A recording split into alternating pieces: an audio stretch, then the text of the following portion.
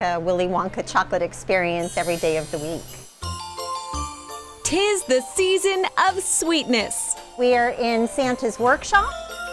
All of our elves are here busy packaging up all of the gifts for the holiday season.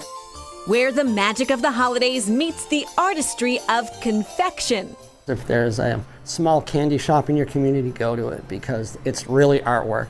These people are artists making the candy. At Nelson's Candy in Wilton, New Hampshire, it's like taking a step back in time. All the homemade, old-fashioned candy recipes date back over 100 years. Here, the secret lies in tradition, Grandma Nelson's tradition. Got started back in 1912 in Lowell, Massachusetts. She was the owner. She was one of the first businesswomen in Lowell, which was incredible. They made a lot of hard candy then because it was inexpensive. Generations of Nelsons ran the candy shop. Now longtime regulars Margie and Paul LeMay oversee the copper kettle and chocolate truffle. When our kids were little, we would go drive through Wilton and we would always stop at Nelson's Candy. Kids and kids at heart are greeted with the sweet aroma of peppermint and sugar, while their eyes linger on the rows and rows of homemade candy canes that dangle from high above like peppermint icicles. Candy canes, as you probably guessed, are big business come Christmas time. Nationally, 90% of all candy canes each year are sold between Thanksgiving and Christmas.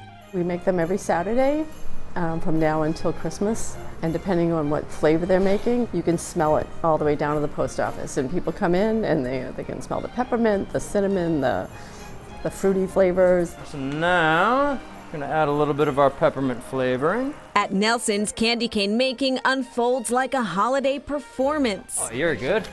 With molten sugar twirling and twisting under expert hands. There we go. Visitors take in the sight as if witnessing the dance of the Sugar Plum Fairy. It's a nostalgia thing. It's something we remember when we were kids. I remember putting them on the Christmas tree. From candy canes adorning trees to chocolate ornaments swinging under the twinkling lights.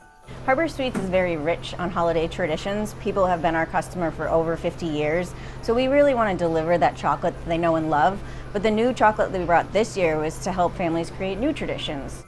At Harbor Sweets in Salem, Massachusetts, the holidays are a celebration of rich and creamy chocolates. I've come here 20 or 30 years, and everyone loves the candy, and they're so excited whenever it arrives. Every bite infused with the handcrafted magic of the season. Everything is literally handmade. Our chocolates are hand dipped. Our candy is hand foiled.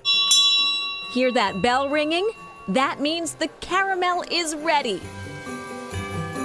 The company started over 50 years ago, inspired by a passion for exceptional sweets and deep ties to New England's cherished coastline. Ben Strohecker is the founder of Harbor Sweets. It started in his basement. When he was making candy, he had talked to a lot of his friends and they said the best candy in the world that he could make would be almond butter crunch toffee. So he was experimenting with almond butter crunch toffee, dipping it in dark chocolate. He ran out of dark chocolate, found white chocolate, dipped it in white chocolate. His son came home and said, "Oh my goodness, Dad, that looks like a boat." And that is when Sweet Sloops was born. From the hand-drawn sail on those sweet sloops, which remain an ever-popular stocking stuffer. We're making millions of pieces of chocolate for the holiday season. To the individually wrapped chocolate Santas that fill the night before Christmas storybook. One of our family traditions is to read the night before Christmas every Christmas Eve.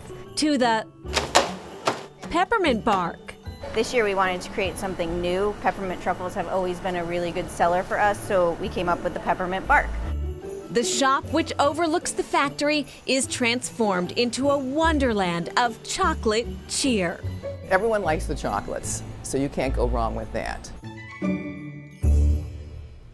And back to Nelson's, you saw that statistic that 90% of candy canes are really sold between Thanksgiving and Christmas. Yeah, and the folks at Nelson's have tried to sell them a little bit earlier. They've even experimented with a whole bunch of different flavors to try to draw customers to something a little bit different.